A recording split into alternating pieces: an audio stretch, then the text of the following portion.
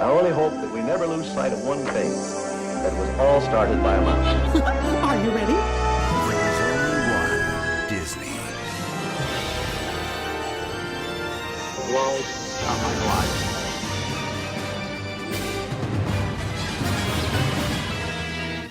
I am very invested in not just Disney today, but Disney long term. Hello, people. Welcome to the Fantasy Fair. The what is it? Oh, that is right. The most magical podcast on earth. Joining me, I have the Alexises. Let's talk about Alexis Soto. What's up, Alexis? You know, week 19 of a pandemic, and I'm alive. I think that's good, for keeping score. It's been 84 years. We also have Alexis Moreno. How are you, Alexis? I'm fine. You're fine? Just fine? That honestly, that's the most we could ask for in these times. I'm living, so I can't complain, right? But that's Peter's normal response, though. He's in a normal time, but in a time where there's a plague out there that can kill you, I think you're more grateful to be alive, though. Yeah. Yeah. We're gonna be talking about shit today. Disney stuff. Yeah. Disney rumors, parks, and all that jazz.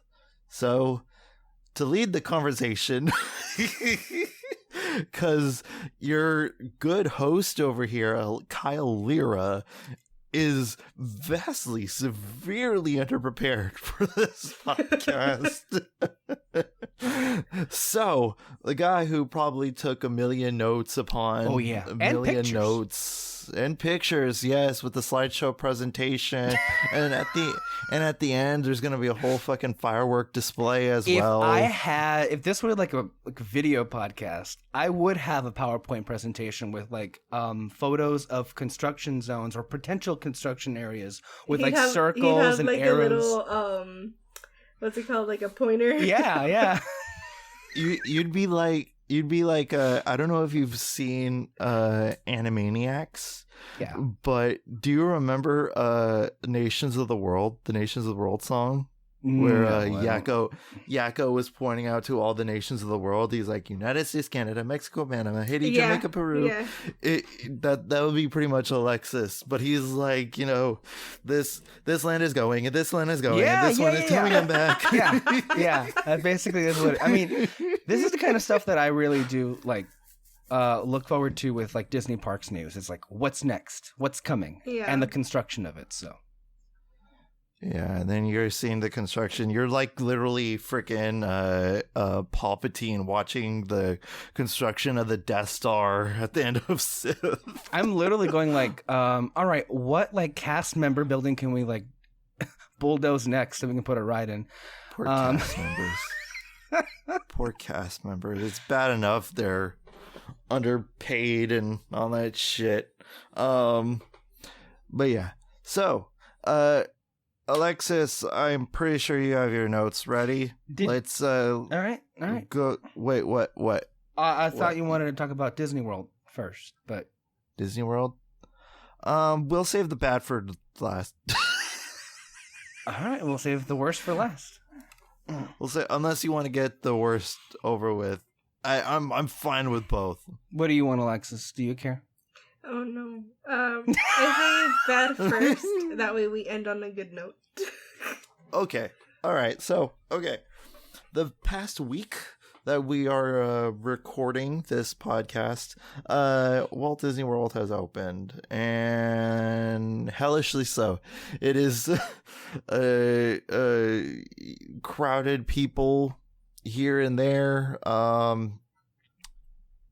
People buying up freaking Splash Mountain merchandise and selling them for a ridiculously high price. I mean, the list goes on. Well, you guys seen the news. We talk about it off mic, I guess, not off camera. But what's your reception? I mean, if you're in the Diz Twitter you know what kind of the reception this opening has been given. I mean, what is your thought process on this. Right. With the, of course, we didn't attend, and we weren't, even if we lived near it, come anywhere close to it with a 10-foot pole, mind you. But no, Alexis and I had a conversation off air yesterday about how both of us were just like obsessively watching vlogger videos of people who were there, and it's like you're watching a car crash. You just can't look away.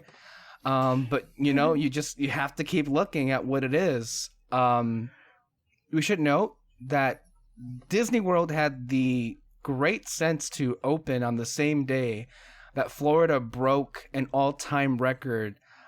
First in the nation, the first state in the nation to have 15,000 new cases of COVID-19 in a 24-hour period, which is horrible. That is horrible. First of all, I don't see how you would go outside and like be okay with being outside, because like when I step outside just for like work, I feel my skin crawl from like just like everything this whole bullshit pandemic is going through. So I don't understand why you would go to a park in the first place. I mean, yeah. I mean, I get it. Some people's livelihoods are on it because they frequently vlog at Disney, and that's their whole freaking career and everything like that. And I see why people would want to go and do it like that. But just, I don't know. You just see the stupidest people when it comes to like seething desperation. No. Moreno. It just sucks because it takes one person to like ruin it for everybody. That's important to stress, right? Like, we're gonna get to the crazies, and we're gonna get to like the bad situations that happen, not just there, but also the downtown Disney situation here at Disney in California. But we should note that from what I've seen, I want to be careful about this. From what I've seen, Disney is doing not bad in terms of like what they've put in place to keep you distance and to keep you safe, with the exception of certain attractions being open that really shouldn't be open. Yeah. I agree with that. I think that they really did put a lot of thought into everything. I think that opening Shanghai was really good because they kind of, I mean, it's good in the sense that they kind of figured, okay, we could do this, and this, but it's also kind of useless because the culture is completely different over here and people just don't listen. For example, they closed today because a few small numbers spiked in COVID-19. Hong Kong, not Shanghai. Excuse me, Hong Kong. Sorry. The number, and the reason why it closed down, let me put in huge bold letters, is because the number went to 56. Yeah. Then they're like, oh no, that's not good. And close it back so they're up. being very cautious with it, Yeah. And it's also kind of very surprising that they did close. But yeah, like, it's crazy, and they really are doing the most, but I do agree also. I don't think any of the water rides should be open because that water is recycled water.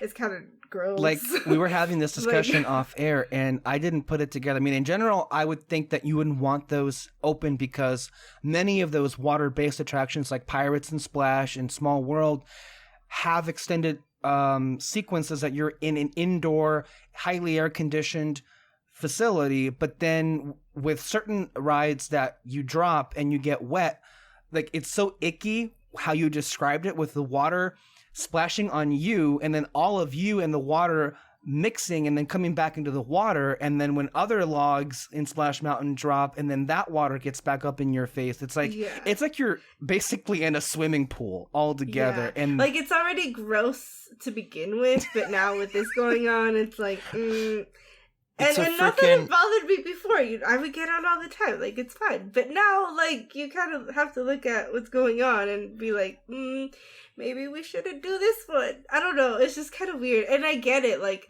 it's Splash Mountain. It's friggin' Pirates. Like, I get it. But it's like, ugh. I don't know. It's like a petri dish on a freaking log. I mean, that's that's what it is. I mean, it's highly with bacteria and viruses, and it's just ugh. I'm shivering. It's so from the videos filthy that I saw, so all the cast members not only had masks, but they also had those what's it called, the shields, the face shields on. There was plexiglass installed all over the place. There are temperature checks, and of course there are markings in walkways and in wait time queues to keep you socially distanced. So they're doing and of course they've installed those hand sanitizer dispensers, and they've installed sinks. So they've done, I think, about the best job they could do. The problem that we're coming into, even at their best, it all just feels futile. It doesn't, you may feel while you're there that because there is so much effort to protect you, that you feel more comfortable than other locations. But that doesn't mean you're protected or safe. Yeah, because you're still going to be surrounded by people. You're still going to be, you know, this, and this, and this. And it's going to be, it's just endless. And people just don't fucking listen. And that's the problem. I mean, it doesn't matter how, like, what kind of extent. Like, you could have the whole entire, Cinderella's castle in a freaking hazmat suit. That ain't going to mean shit when it comes to the quality assurance of you being safe or anybody else being safe, because just people don't listen. It's saw honestly this, just people, like, that's the issue. Like I saw this viral post because like Washington has a very strict mask rule, and Idaho kind of doesn't. And there's like this person who said, I'm gonna go grocery shopping, you know, with freedom in Idaho than I do in Washington. And just like that kind of logic is what's in Florida is 10 times worse than what. Sorry, Floridians who live there, I'm sorry, but it's just it's a known fact that the majority of the population ain't the, you know, sharpest tool in the shed, so to speak. So when it comes to the protection and everything like that, they're just not going to listen. People still wear their masks under their nose over it. I mean, dude, like, look, I feel like you're running into an issue that is so right. Even if you do wear a mask, and those that do wear a mask, good for, I guess, being decent. Although I shouldn't have to congratulate you for being a good person. Nevertheless, those that do, and I even saw these in some vloggers who are doing downtown Disney videos this past week, like, you know, you're not supposed to touch the outside of the mask with your hand. I know that sometimes the masks can like have a get loose and you have to like readjust it, but you shouldn't touch it on the outside, because whatever, if let's say the COVID's on there, well, it's just getting on your hand. So people should like not only, of course, wear the mask over the nose, but you have to be careful about how you readjust it. You can't be like, you have to be really, really careful when it comes to those things. I mean, the good thing is, and I would hope from what I'm hearing, if the policy is enforced and everyone is wearing a mask, maybe we could see a situation where like masks can be effective if the crowds stay at a minimum, which who knows if that case, right? But the reason why it's so important is if everyone would wear a mask starting today, infections would go down by 80%. That's important. That's why it's important to wear a mask. Freaking a few days ago, New Zealand declared themselves COVID-free. I mean, it is possible. Yeah. Like this I shit mean, maybe that's like a good thing coming out of it. They are enforcing the mask rule, and you know, everybody's hopefully wearing one. I don't know. It's just it's really weird. Like it's like how I was telling Alexis yesterday. Like this girl on Twitter was like, she got accused of being jealous for criticizing people that were at the park, and she goes, yeah, obviously I'm jealous, like I want to be there too. And it's like, yeah. I wish I was in downtown Disney. I wish I was at Disneyland. We had a trip planned to Disneyland. Like, I wish I was there. That was canceled that I'm getting more and more bitter about, because that's what's really insulting. It's like, Disney vloggers exist, so like we who can't visit the park like every day can live vicariously through them. And yeah, I wish I were you, but even if I were you in this position right now, I wouldn't go because there's a pandemic. Yeah. It's so asinine that, you know, we're in the big old capitalistic, you know, train that we are in right now. It gets so ridiculous that, you know, they're like, you know, because I mean, obviously on a business standpoint, I get it. Disney is losing money and losing money fast. Yeah. But it honestly, they shouldn't even considered opening up Disney World. I mean, there was a post I saw on Twitter recently, and it was like two Karens, and they were having their margaritas at Sunday brunch, and their server had the friggin' face shield and everything like that. And I'm like, and the caption was, if your server looks like this, you should probably consider staying home. You know, and it's fucking true, because you can't like predict where this thing is going to come. I mean, we're barely coming out of a wave. We're barely coming out of it, kind of, and you're seeing it, you know, increasingly turn into another wave. I mean, it's just like a wave after wave after wave, and you're going to keep on seeing that until people stop being stupid. I also want to make sure we don't forget that there are other mistakes I think that they made with the reopening based on what I saw through Twitter that I want to mention, because they're kind of scary.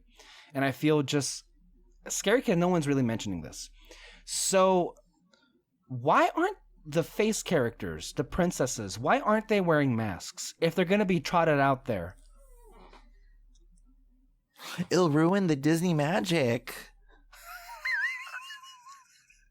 I feel like that's also like a missed like marketing opportunity. I feel like if you can design special masks for the princesses, you can make some money off of that, can't you? I mean, plus the most important thing is to protect your cast members. By the way, Nope. Everyone's talking about Merida and the horse situation, but no one's mentioning how she wasn't wearing a mask when she probably should have. Like, for her own protection, she should have been wearing a mask. Yeah. And Alexis even went so far as to say that maybe they shouldn't have any face characters out at all. Just like the furry ones. Right, like don't call them the furries. I wouldn't mind those. I feel like they have enough to have them, like, I don't know. Maybe not they had around, but like... Yeah, I saw this one vlog. I don't know why it pissed me off, but it was like this one vlogger, and he was like, there was this vehicle on Main Street, and it had Eeyore and Piglet and Rabbit, and this guy was like, I don't know that guy's name, but he knew Eeyore and Tigger, but he didn't know that Rabbit was called Rabbit. Oh no. Yeah, I was like, you're so canceled, and I did cancel that person. Pretentious Disney fans. And they were a Disney vlogger? Evidently. Yeah. Oh no. How do you not know his fucking name is Rabbit? He is a fucking rabbit. Just call him. God. God. Freaking stupid.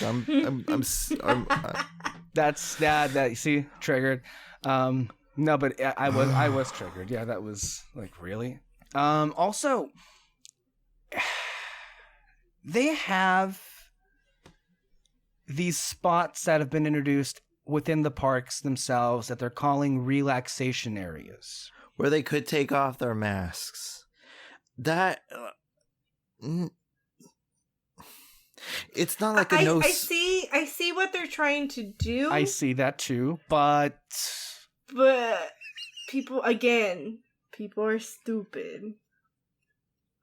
And I don't know about that. It just seems to me that kind of almost defeats the purpose. It's like, so you're going to go into an area that is dedicated to not wearing a mask. And even if there's anybody else in there, like, you're in an enclosed area some of them may even be indoor air-conditioned areas, and you're not wearing masks, it's as easy as that if that person has it, you're going to have it. And then you go out and you spread it elsewhere. That's how this thing works. Like, I wouldn't, to me, that almost defeats the purpose out of any of this. I would not have bothered with those relaxation areas. It just sounds stupid. It's like going into a smoking area and expecting not to smell smoke. I mean, what the fuck? I don't know. I also just think that, like, again, going back to, like, Shanghai and stuff, they are taking a lot of the measures that they took there. Yes. But they really can't do that because we're stupid. Like, we don't listen. The politically correct way to say that is that they're not applicable because Americans have more of a free spirit than our, Chinese counterparts. I don't know if you guys saw this, but did you guys see the Bath and Body Works? Yeah, I saw that. Yeah, that shit was hilarious, and okay, Alexis, did you see it? I don't know what you're talking about. What? Okay, video? so there was a girl, okay, and she was I don't know what her name. Her TikTok name is, I think, Cowgirl Soza or something like that. And she was like, I was at the CVS the other day, and there was a girl there yelling at the cash register person for not wearing a mask, and she was like, America's free. And so there was this other girl who showed up, spraying in her face Bath and Body Works warm vanilla sugar all over her face, and she showed the warm vanilla sugar, implying that she was the one who sprayed it all over her face. And she's like, "Bitch, I bet you're wishing you were wearing that mask now." And then she put on Godsmack and sprayed the spray, and it was awesome. I thought you were talking about the one, the worker. The one where the guy showed up. I think he was wearing a "Make America Great Again" shirt. Or something. Oh no, not that. Oh, but no, that worker deserves a raise. Also, like, Trump is the worst businessman. Like, he makes a lot of money off those, like, MAGA hats. Just make MAGA masks. I mean, no, but here's the thing. If he makes a MAGA mask, then that would mean that the coronavirus exists. Yeah, that's true. Hell, I think he'd make even more money if he made masks with his face on it. I mean, that's just how, Trump supporters work. So here's the thing. And, I think alluding to what you guys were talking about before here.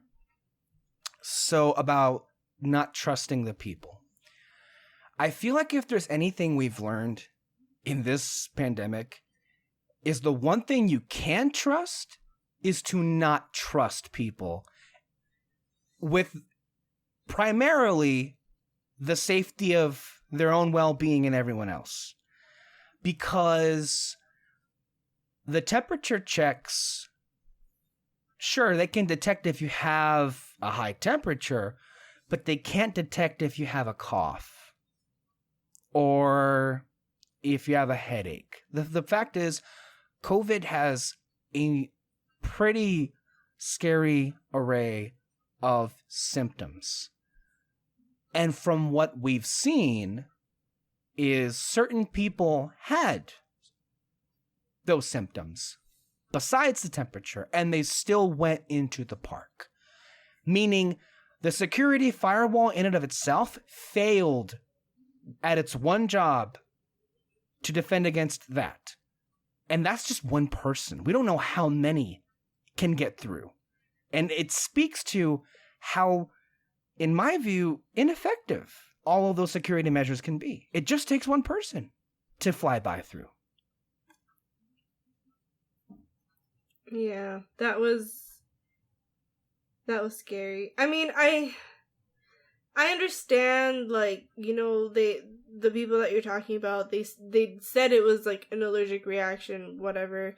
But, like, why expose yourself You know, when people are telling you, hey, you need to go to the hospital, and you're willingly, like, not going and are like, no, I'm going to stay here. I want to be at Disney and, like, not care about my well-being.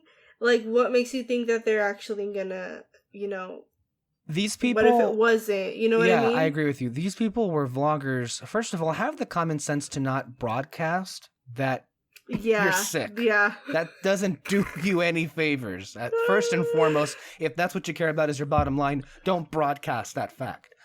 Also, I mean, again, stupidity, you know. Hey guys, I have COVID. So here at Disneyland. Yeah. And that's like the thing where I mean, besides like everything else, I genuinely think that they are really trying to do things good. Like I said, the only thing that I don't agree with is maybe those rides that shouldn't be open. The rides, I think that there are other ways that you can do kind of entertainment and stuff, which, you know, that's what they're known for. I think that there's other things that they could do aside from just having the rides. But when those people went to the urgent care, I think they should really and be like, no, like, you're leaving. Because you know the situation you're talking about is that these people had to go to the urgent care, which, by the way, if you're not aware of, if you're a Disney park fan, you aren't aware that they do have those at every park. I've been to some of those. Let me tell you, I've been on Disney vacations with people who are not sick, and when that happens, that's not fun. And then you realize that person is their priority. It happened to my brother. It also happened with Nettie when I went with them. It happened with me. I was so upset. It happened the last day that I went when I had my annual pass. It was gonna be our last trip, and I got sick. And it was we also like made reservations to go eat. We had to leave at like 3 because I was like, I'm done. Like, I can't do this. And it sucks. Like, I get it, but like, you have to look at the moment that we're living in. Like, come on. Like, because what happened was that they were told, look, they did what they could help you. This person was, from what we saw, described in the comments, or at least in those, whatever you want to call it. But this person was allegedly vomiting pretty violently, and she was told, they admitted in the video, they were advised by the urgent care at Disney to seek immediate hospitalization. And the people chose to remain in the park. Yeah, that's the thing. I think they should be really, I don't know what the word is. That should scare really you though. If somebody tells you you need to go to a hospital like right now, that should scare you to go to a hospital right now. Because I mean, the urgent care is well staffed and well resourced. From at least my experiences, they can take care of you pretty well based on what your thing is. But if they're telling you, hey, go to the hospital, you go. Yeah. So I don't know. I just think that they need to figure out a way to be more to just enforce these things more. Because you suggested that they should have been kicked out then and there. They shouldn't have been given the option to go back into the park. I you know, and they can do that. It's their property. Like, they can't sue them. And also, they went. I am 100% sure that they did not pay to go inside. So, come on. Yeah, dude. because they had the previews, and if you know a cast member, you get in for free. If you're part of the press, you probably had some kind of, well, whatever it was. You know, they had several days of previews where people didn't necessarily have to pay. Yeah. But now it is open to the public, I think. Mm-hmm. And I'm sure that they can, like, compensate you if you get kicked out. Like, you're not getting kicked out for life. It's just, you know, like, just for the time being. Like, you come back later if you make it. Hopefully. And we should have clarified, hold on, real quick. This person also, apparently, from what I read in the comments, described the night before going to the park as having COVID symptoms, cough, and what have you. So, and they still chose to go in. So they were feeling sick before this happened, just to be clear. Yeah.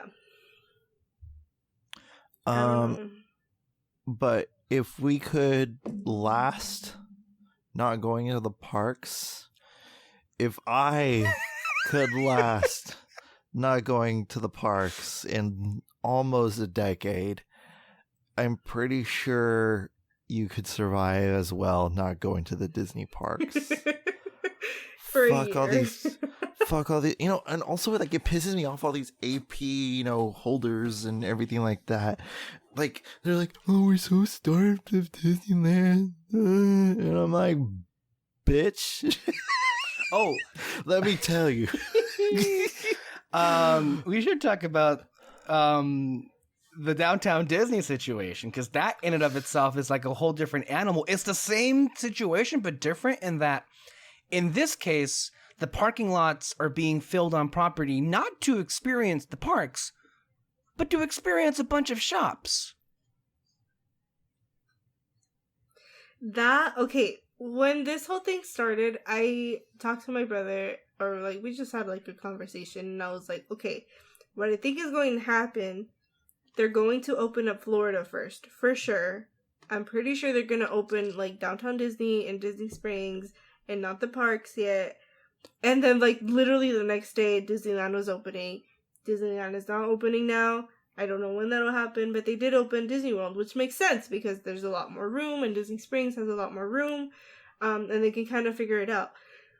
But when it comes to Disneyland and Downtown Disney, Space has never been a luxury at Disneyland.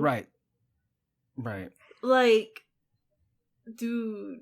Yeah. I don't know. It's nuts. We should point out... There's no way. Look, we should point out, of course, the political realities that will prevent the parks from being open or not.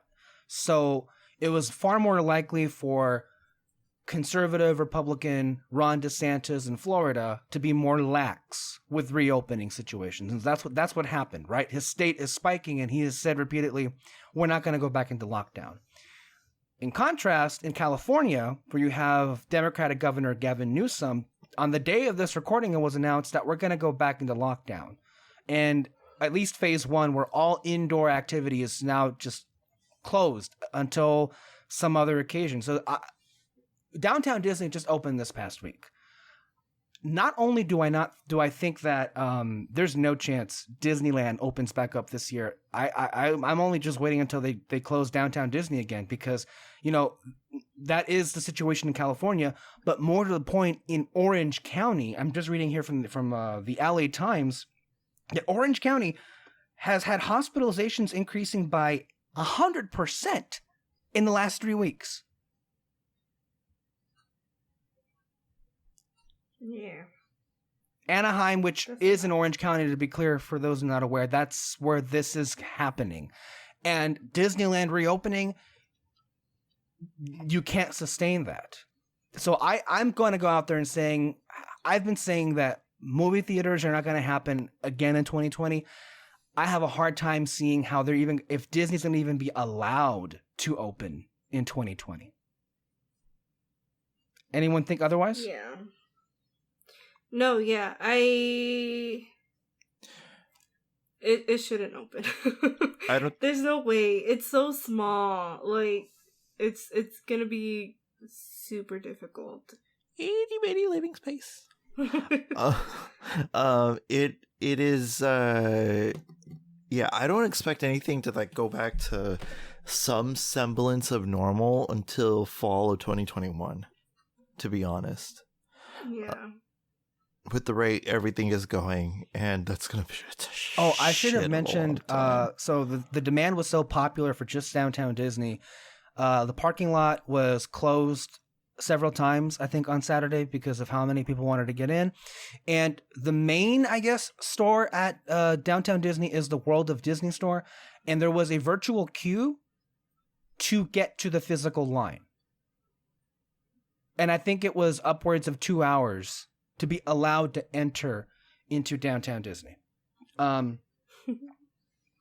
that should speak for itself. See, if there's a to waiting be fair, I would probably wait in that line if it wasn't a pandemic. So, yeah.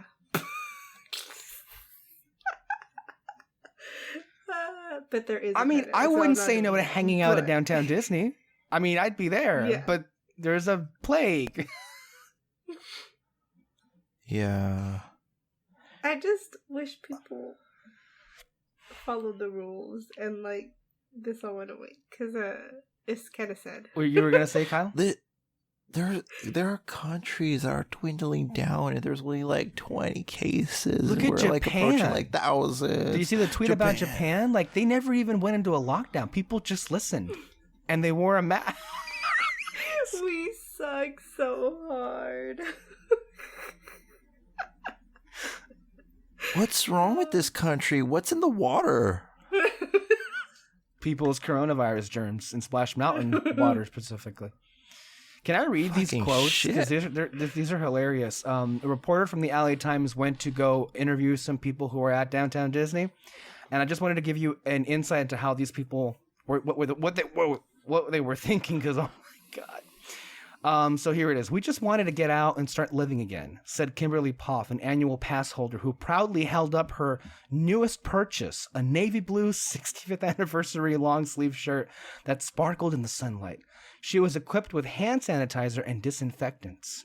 For those of us who love Disney, it's sad to see the parks closed, said Missy Pebley, who was there to celebrate her 48th birthday. You go to it. Okay.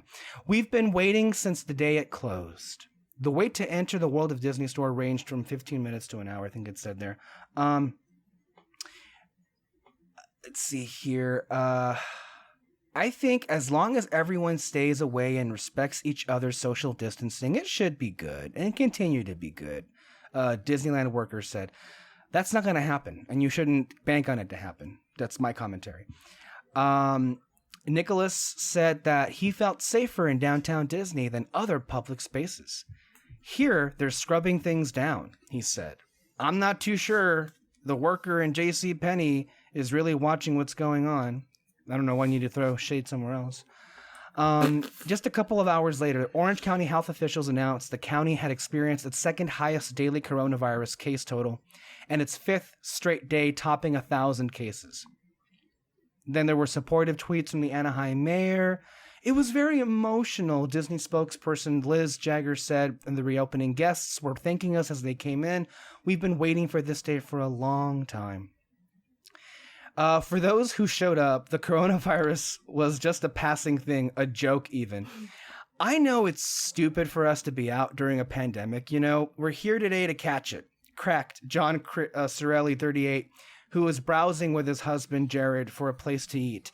Nearby, Jordan Parker waited in line with his family at the Lego store with his two daughters who were in need of some entertainment. He was a little concerned about the coronavirus, but felt that it had died down.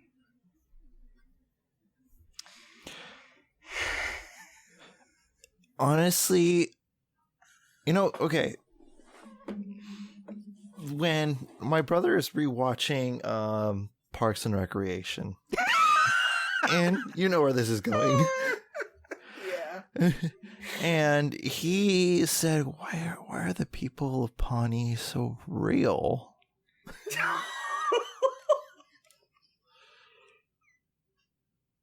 Just for those who are not aware, that our hometown reminded me and Kyle a lot of Pawnee, Indiana, in Parks and Recreation.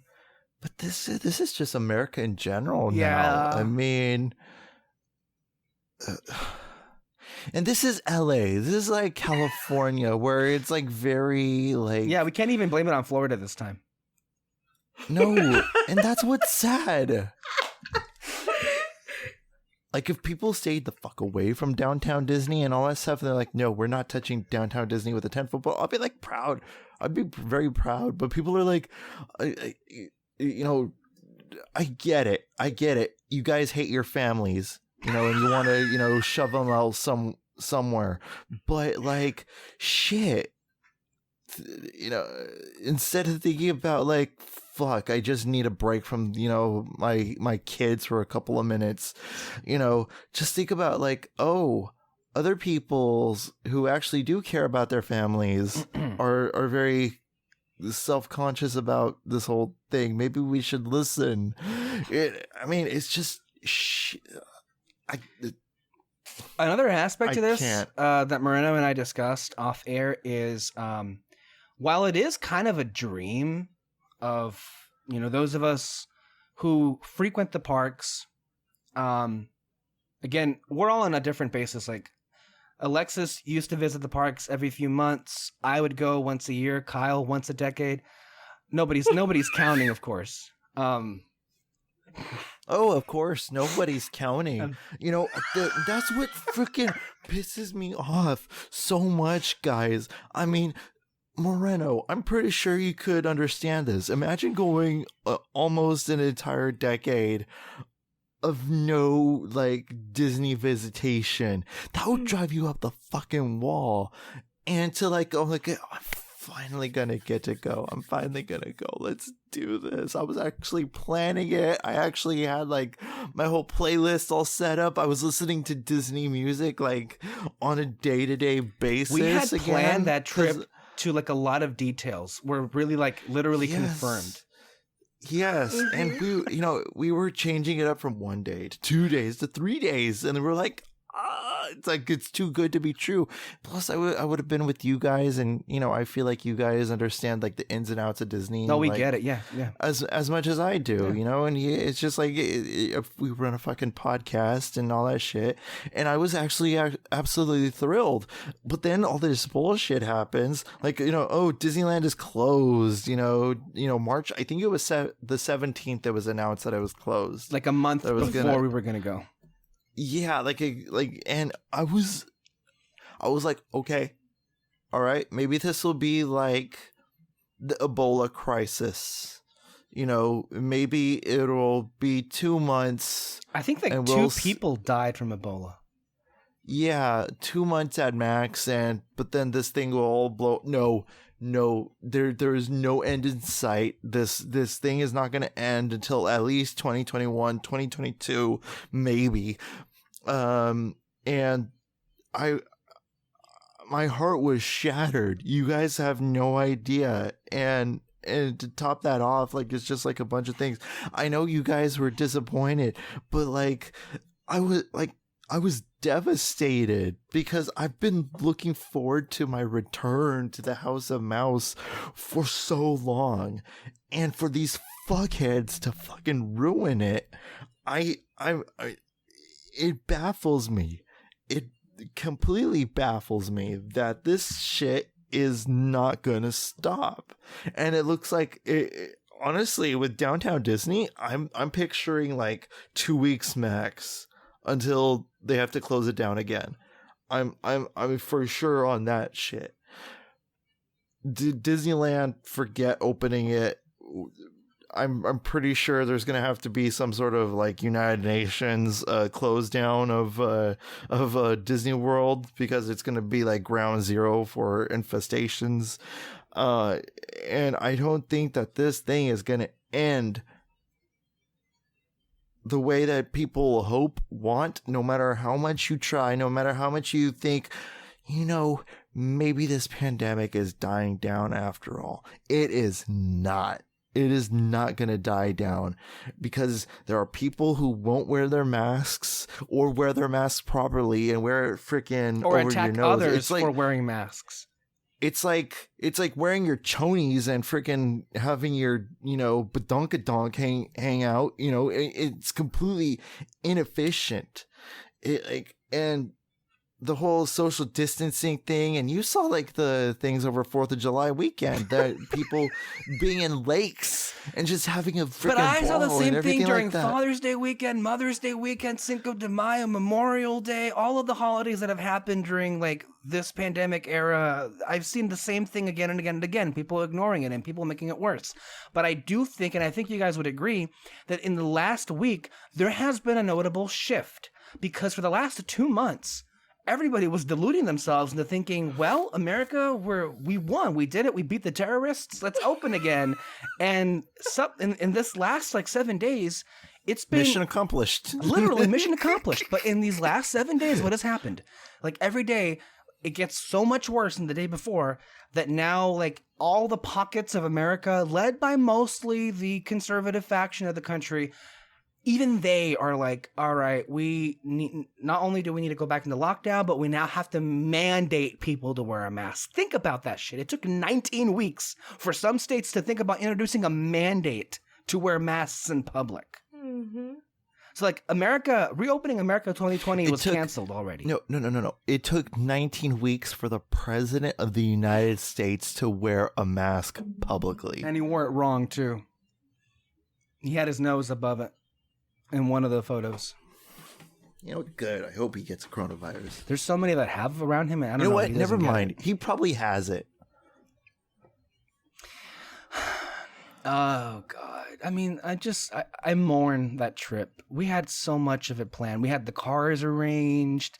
I even had like a whole like ice chest. I was going to put drinks for us on the ride up there. Kyle had a Disney playlist we would have. Like it was going to be like a dream come true. You'd be like, "Hey kids, I brought Capri Suns. Yes.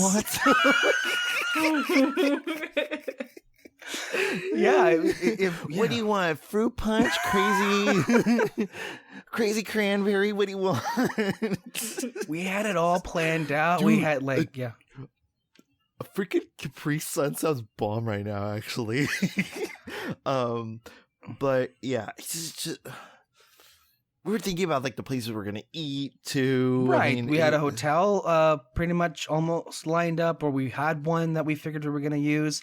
We had our priorities. We're gonna get Max Pass. We're gonna do our best to get on the boarding passes for Rise of the Resistance, which is like the main attraction. Galaxy's Edge is the thing that we like. At least Kyle and I haven't experienced. So that was like a lot of things to look forward to.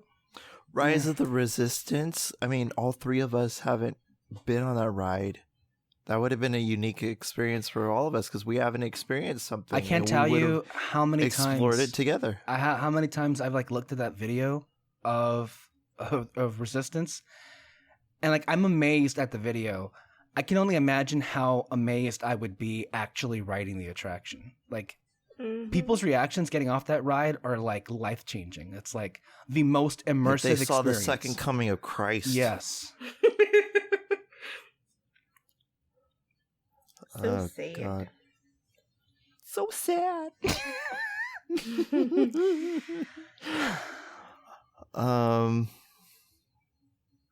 Yeah.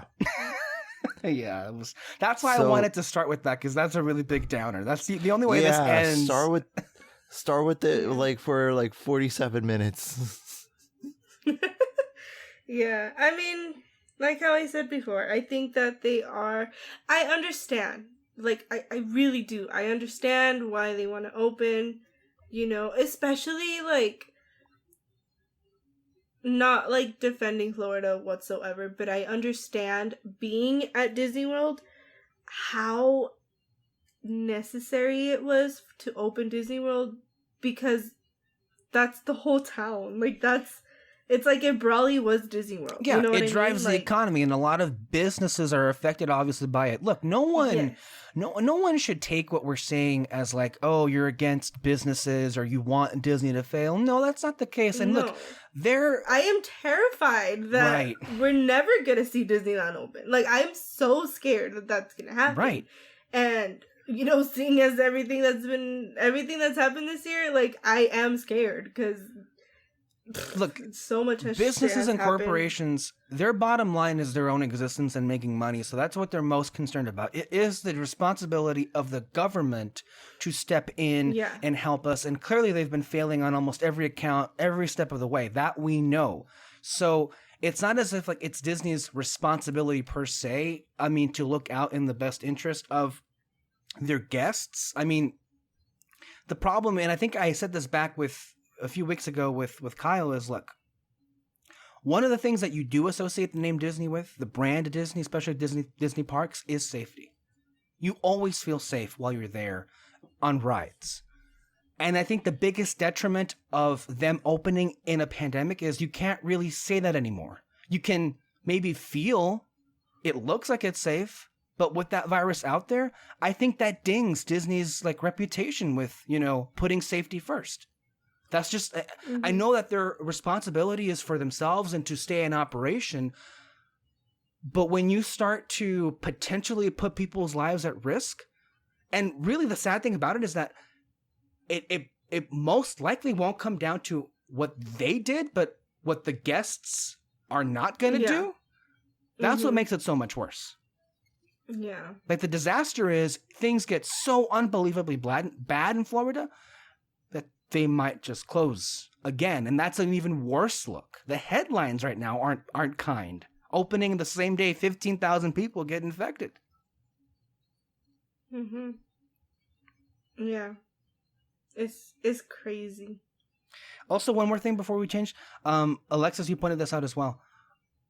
It's every Disney Parks fans, I guess, wet dream to like go to a time where it's not super crowded or packed and you can actually enjoy yourself. But you yourself said that looking at Disney being a ghost town wasn't at all appealing to you. No, it was I we complain about, all the people being there. We complain about waiting in lines. We complain about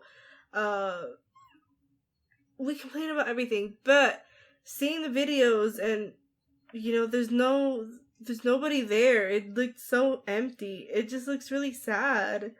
And it doesn't feel the same. It doesn't. And that's the point. Like, no matter how hard you try, it just can't feel the same. And that's not even because what makes it good is watching people be there. It's watching their reactions to things. It's watching them be happy and enjoy themselves. And enjoy themselves doing the things that you also enjoy. You know what I mean? And watching those videos, like you don't see that. You just see the person in the video, and that's it. And like some of them are like whether it be like their first time being at Disneyland or at a Disney park, or it's their bajillionth time. The magic is still there no matter the visits, and you could see it on their faces when they see some of their favorite, attractions or experiencing an attraction for the first time. I mean, there's like so many different things that go into the factors of pure Disney enjoyment, but just you can't enjoy it in a time like this. And much as we do complain, the lines, and everything like that. Oh, what the fuck? 10 decades to wait in line for Peter Pan's flight? What is this bullshit? Peter Pan's flight was like 10 minutes. I was like, oh, shoot. That's like go. Once in a lifetime. That's like Sozin's Comet coming. Yeah, pretty much. But much like Avatar, and much like him and Ozai and the battle of the century, there are things that are put in place that need to be put in place, and I don't think going to Disney or anything like that is one of them. I think people should stay home and everything like that. I think Dr. Fauci, is that his name? Dr. Fauci? Okay, he said theoretically, if everybody listened and paid attention to the rules, this thing would be over. This whole pandemic in the nation would be over in 4 weeks. He's the only one in government right now that anybody trusts or listens to. His position is a precarious one because he does his best to not insult Trump so he doesn't get fired, because I think he legitimately is trying to keep people safe. That's his job. And Joe Biden, for whatever that's worth, has said that he'll keep him on if he gets elected. But it's just hard when your boss is kind of a clown that doesn't care if people live or die. And that's kind of what's going on in this situation. Yeah, all the things that you guys are saying, I agree with. It's eerie. It's not at all the same, no matter how hard you try to recreate what it was. It just can't be that way. And again, to the point, I guess if you're an annual pass holder, you have to go, or you would be convinced to go because of getting your money's worth. And as Alexis and I talked about, you can't get your money back in that situation. But if you're a first-time person, or if you're just going to go back and buy and purchase tickets, they're not giving out discounts for those park tickets, but they're taking away a lot of what you would have gotten for that price. The fireworks, the parades, again, for social distancing purposes, but they're not charging you any less just because they removed a lot of the entertainment. So it just feels like a sunk cost. Yeah, and at that point, why go? I don't know. I feel like we're screaming out into the void because like nobody's gonna listen. It's crazy, but I don't know. Yeah. I mean, like I said, I think that they're doing as much as they can, and I understand why they want to do this. But I don't know. It's not the time. There's a time and place for everything, and right now is not the time to Disney. Unlike us, we run a Disney podcast, so we could spread that magic bullshit around, and it'll be completely fine, you know. But again, it's nothing like being at the physical thing, and right now it's not okay to be at the physical thing. Anyway, final thoughts. That was it. So, Alexis took the lead on that one.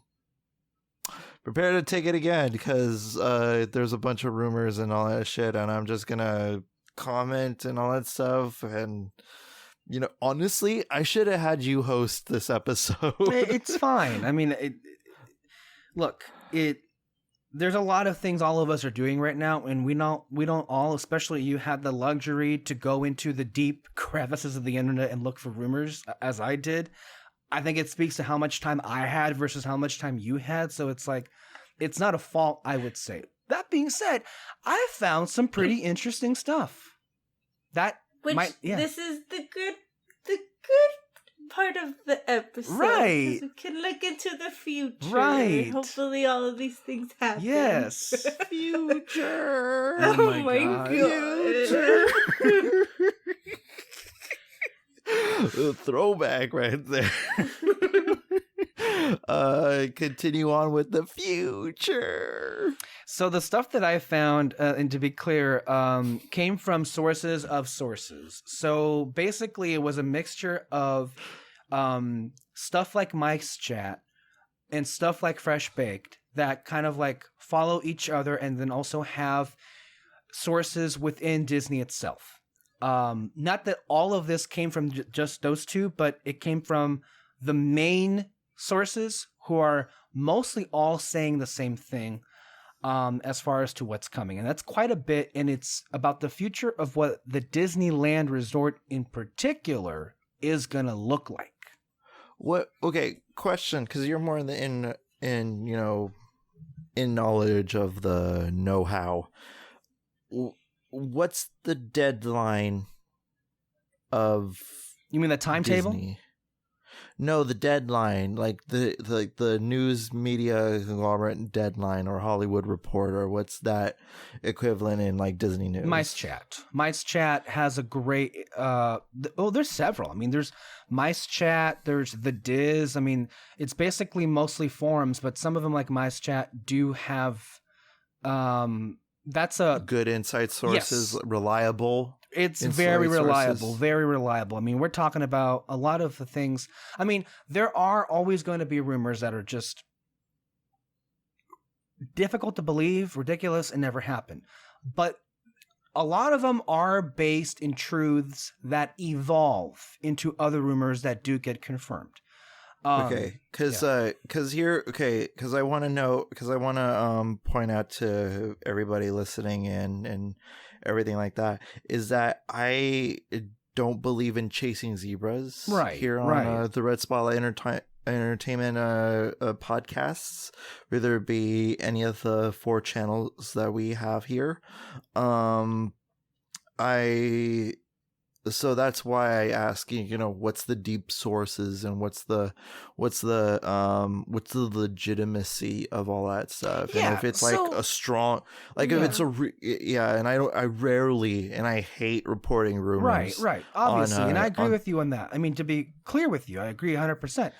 I know, but I'm just pointing that out for like legitimacy's sake, that we don't take rumors lightly. We don't like say, ooh, I heard a rumor from such and such and such from somebody's aunt's cousin's sisters twice removed, you know, that they're building a new parking structure. Like I don't like reporting that kind of stuff, but I do like legitimacy behind whatever is being talked about. Of course. So and let me assure you this. I'm going to say this right now, all cards on the table. Let me assure you of this right now. all of the stuff that I'm going to say comes from reputable people who have not only been consistent with their reports, but have in many cases been proven entirely right by Disney themselves. Not every rumor, obviously, but to compare it, these aren't like nobodies that just made shit up. To be clear about that. And that's what I hate. And I do scour for that. I do make sure that it's not what it is. And all of the information that I know of, that I heard, came from what people who have inside information would call reputable sources. So these are coming from official sources of outlets, not from like some guy with a laptop typing out like whatever. Random spiel. Like a Bug's Land returning for a limited time. Yeah, it'll just drop out of the sky and be there for like a week. I mean, I don't get why they didn't push it to Pixar Pier, but okay. There's no room. Oh, okay. Well, also, of course, still, even with the reputable sources, you have to introduce this conversation with an asterisk of it may not very well be true because things change all the time at Disney. I mean, we're talking about the company that broke ground on a new luxury hotel and then just stopped constructing it because some deal blew up with the city of Anaheim. So things, by the nature of Disneyland, change kind of every day. And then also, there's a pandemic, and the company is losing $30 million a day. And then also, Bob Chapek's in charge of the company. Yes, Josh D'Amaro is in charge of the parks, and thank God for that, versus Bob Chapek. But still, we need to be very cautious that a lot of the stuff may be delayed further because of the substantial financial loss of coronavirus. Mm-hmm. We go with that? Yeah. And I heard, once again, I heard the quarter meeting. It sounded like, like there's a bit in Monty Python's Holy Grail, and Eric Idle is just screaming out, "Bring out your dead. Ding, ding, ding, ding. Bring out your dead. Ding, ding, ding." And that's like pretty much like all the news I was just bringing out of Disney, just like bad news after bad news after bad news. And that's what it screams out. So Disney ain't doing too good right now. So continue on with your rumors. Let's begin with some park news shit. So the areas that we'll be discussing most is Avengers Campus, I think, Fantasyland and Tomorrowland, and then, and I'll start off with this bit of news because I wasn't aware of this, but the Hollywood Pictures backlot area in DCA. And this is not information that I told either you, Alexis, or Kyle that I found out. So one of the executives at the Disney Resort gave an interview this year, and he specifically said that they are looking at plans to revitalize the Hollywood theme at the Hollywood Pictures backlot area at Disney California Adventure. And I'm all for it. I'm all for it because that area sorely needs a revitalization. It needs something to keep that heart beating. And so it's comforting and kind of also surprising because I thought it was going to be demoed for something else. But they're looking seriously at completely shaking up the energy in that land, but keeping the Hollywood theme. That's important to know. And I think they would because they have Alexis is doing a dance. Because the red car trolley attraction at DCA goes through that. So I think it would work out really nicely because Avengers Campus can be basically an extension of the Hollywood theme because you're going to a land where you're meeting your superstars, your superheroes, basically. So I think that the theming would work so much well interlinked with each other. There's no, of course, specificities as to what properties would be brought in to revitalize the land, but that kind of surprised me that they're looking at it very seriously to keep the theming of it. because I would have thought that they would have bulldozed it for something else, like an extension of Marvel or what have you. So, and there's nothing right now besides Monsters Inc., I think, in that area. Honestly, like if you were like considering doing like a Marvel situation, you could easily like made it into like a street in Brooklyn or something like that in New York, and you could easily like did like a forced perspective Avengers Tower. So what in is the Avengers distance. Campus like inspired by? Just like a college university campus, or I think it's supposed to be the one in the movie, isn't it? That's what I thought. well, part of it is some of the buildings. The Avengers building is inspired, I think, by the design of the movie, but the overall theme, even the name Avengers Campus, isn't it inspired by like a university campus or like I guess like a Hollywood tour area? I don't know. Like, Mm-hmm. maybe like a university, Marvel University, maybe MU. oh my MU, god, MU. Please. They Ooh, took that one away, though. I don't know. Just keep monsters. I don't care about anything else. Well, okay. This breaks into the speculation part of it. What do you think? What would you want to see in a Hollywood land area at DCA? A revitalized, like what do you think they could do in that land? I definitely think that they could take away the theater next to to Monsters, turn that into Mickey's Railway. Just do it. Wait, they're Only because I don't want them to touch Toontown. I mean, I want them to touch Toontown, but like, whoa. I would I don't know. normally agree with you, but they're doing that at Disneyland. oh shit, you're right. I forgot. Yeah, it's easy to forget because like it kind of came out of nowhere and it's a surprise. But to be clear, construction right now is underway at Mickey's Runaway Railway in Toontown at Disneyland. But by the way, that rumor of Runaway Railway began with it taking that spot that you suggested, but then it evolved into being at Toontown instead, to give you an example of how things can change.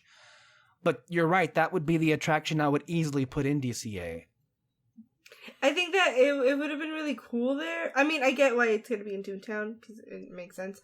It would have been really cool to see it there because of just like the design. Yeah. Like, it's like old Hollywood. I Mhm. don't know. That would have been really cool. Yeah. But then I don't know what else they would do. I mean, unless they bring back Muppets, that would be kind of cool to do something with Muppets. I was just gonna make a Muppet joke. I was just gonna be like, maybe, I think the Muppets, they definitely need some representation in the parks. Maybe put a show. Maybe have it 3D. Maybe something like that. And again, maybe add a Pizza Rizzo's there too. No, I'm kidding. I hear the pizza is absolutely shit at Pizza Rizzo's. It is, from what I hear. Yeah.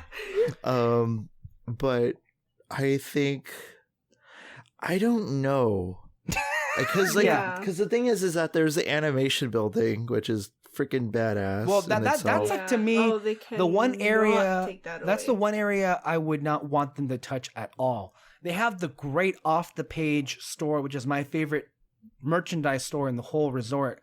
And then, of course, they have the beautiful room of all these wonderful. They have walls of screens of playing these animated Disney movies, and it's a whole like mood in there. I don't want that to go away. Mm-mm. I hear it's a good place to take a nap too. The best. You speak from personal experience. Just imagine, I heard like because I've been really digging deep into Disney loops, like Disney like loops from the parks and all that stuff. Esplanade and all that stuff. Yeah, and I heard the animation building loop. Oh my god! To quote Miss Moreno over here, I cry. It's so good. Like, it's such a good medley of all these different past productions of Disney, and it's just beautiful. They're So I would not want that to go away because that's a little bit of Disney magic right there. Yeah. I have a couple of ideas. Maybe that would work. The first one's kind of an out there one because they've gotten. Oh my god, I should have known. They got rid of this at Disney World because they lost, I think, the licensing, and because the Great Movie Ride in Orlando featured movies that weren't Disney. So I was thinking, how would a reimagined Great Movie Ride look like with just Disney properties at here in California? Kyle, you've been on it, right? You know what that would look like? Yeah, but that's the entirety of Disneyland, though. So it would be redundant then, basically. So it'd kind of be redundant because you have all these like different rides with Disney movies anyway. Right. You know, if you want to see Snow White in a ride, you would go to, you know, the Snow White's Adventure. If you want to go to Pinocchio, you do Pinocchio, Peter Pan, whatever you. So it'd kind of be redundant if they did that. I get you, and I agree with that point. The other thing is, you could bring the idea isn't bad though. That would be really interesting, especially because they have Fox now, so maybe they could do something with those. I mean, there's potential for sure. I just would, you know, it be with like. Being creative about it and doing something new with it. That would be the trick in having to bring it back. Yeah. Mm-hmm. Then yeah. I don't have the creative mind. No, that's not where I come in at all. I can give you suggestions. You have a Titanic scene. Avatar, Alien, Predator, yeah. Those great movies. And iconic too. I mean, they already had the Alien part in the Great Movie Ride. So you could have reused that scheme. It would be interesting. They could also do the Mary Poppins dark ride they're doing at Epcot and put it there. No? Hello? She's shaking her head like yes. Oh, I thought she was shaking like her head disapprovingly. Oh, she shook is what happened. Okay. You shooketh Moreno. I love it. Ooh, and also, you know, you could incorporate too, like with that area. Have a show, like you could have like freaking like Step in Time and freaking Trick Up a Little Life Fantastic, meet and greet with Burr and Mary. Meet and greet with Lin-Manuel. Lin-Manuel, yeah. Oh my god. Oh my god, you could have like at the ribbon cutting ceremony, Emily Blunt, Dick Van Dyke, and you could have all these people come in and just like it'll be a memorial. Because honestly, I think of all the properties to be represented heavily at Disneyland, I think Mary Poppins is way past due. Mary Poppins is a giant in the world of Disney, and she should have more of a representation at Disney. And I'm happy that they announced and they were building the Mary Poppins at Epcot. And I would hope that would mean that we can get something. Because I'm thinking, like, what do you even begin to put it in a Hollywood area? And if they're going to keep the theming of it, well, I mean, Mary Poppins was like, in the whole history of Disney, their biggest awards winner at the Oscars. At least I'm forgetting something. Easily, in that area where the Mad Tea Party was and all that stuff, you could easily convert that area to look like Cherry Tree Lane. Maybe, yeah. Do we know if the one at Epcot is based off the original movie or Mary Poppins Returns? I don't know. Would you care? I think it's just... No. Okay, I wouldn't care either. Yeah. Because it's both, you know, the design of both of the it's the like same. Cherry Tree Lanes from Returns and all that stuff is the same. Yeah. It's just the color grading is different. But honestly, it's the same. You'll recognize, like, for example, the Walt Disney logo in the front of Mary Poppins Returns. You know, that was pretty much the one where Mr. Banks walked on, you know, to go to the bank at the end of the movie. So, I mean, the sky's the limit with Mary Poppins. You shot, and then at the, you know, in one corner, you could have, like, the chalk drawings. Like, that would be so good. It'd be so good, honestly. Like, I don't know why Disney hasn't, like, done this already. So I think we're sold on the idea of Mary Poppins in this area. Pretty much. Now, I'm thinking this either as well. Not that I want the Fantasyland Theater to go away, but what if you, like, move the Magical Map show to this area then, the Hollywood area. If you, I guess, I don't know if you'd have the space for it. Maybe if it's like where, I don't know. Not that I'm advocating for that to go away or for the theater in Fantasyland to come down, but if it were to happen, and if the show is popular enough, which it is, having a show like that in Hollywoodland would be nice, as a smaller than what the main marquee would be at the Hyperion. Okay. Here's an idea, but I feel bad for removing this one. Disney Junior. Maybe have Magical Map there. It's already a theater. But they have like a lot of theaters in there already. Like Alexis mentioned the one next to Monsters Inc. There's also like, I think where and then there's the one that Muppets was at is not the same one that's next to Monsters Inc. There's another theater in between the Muppets and then also Monsters Inc. So they have a lot of theaters they can use for something like that. Maybe even combine them into one. Oh, this is what I know that they won't do this at all, but what I would love is to have that space, specifically the Muppets one, the Muppets theater that's used for like movie previews. Show the One Man's Dream Walt Disney short movie there. Make it like a Walt Disney. I think that's perfect for that. No, I think they should do it where the Disney Junior stuff is at. Well, no one goes there, because right? Because it's right next to the Carthay Circle. Oh, that's right. Yeah.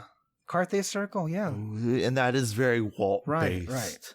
Yeah. Just like tie it in with Walt and then and you can walk in through the restaurant. Man, what a missed opportunity. And then next to that, you have the animation stuff. So it really works. It really begins to work if you add them up. So. And then like Mary Poppins also with the whole thing. That was like his baby. Uh-huh. So you see, Bob, theming Mr. can J-Peck, work. It can work. Hire us tomorrow. I know we just shit on the company right now, but come on. But this is why I'm encouraged now. I'm encouraged now more than ever, not because specifically Iger and Chapek are not messing with the parks. Dumaro is in charge of the parks now. I have much more confidence in him. What's his last name? Dumaro. Josh Dumaro. It rhymes with tomorrow. Yeah. There's a great big beautiful tomorrow. Let me guess again. Shining at the end of every day. It fits. It fits if you're gonna be in charge of a Disney property tomorrow. I had one last thing, and I don't know if they're legally able to do this. I also don't know if it would fit with the brand that is. I mean, it's on Disney Plus now, but what if? And again, I'm not shitting on what's already there. Let me be clear about that. And I hear great things about Frozen live at the Hyperion. And we had talked about this, I think, last week about Hamilton doing a Muppets Hamilton thing at Liberty Square at Magic Kingdom or something Hamilton related. What if they just do like an adaptation of the show live at the Hyperion? Would that be something they would go for? Would that be no? No, that's too big. It's too adult? No. It's too... Because I think that the quality of production that they have for the show now is way too big, and like doing something, not like saying anything bad about Muppets, but it's gonna be a downgrade.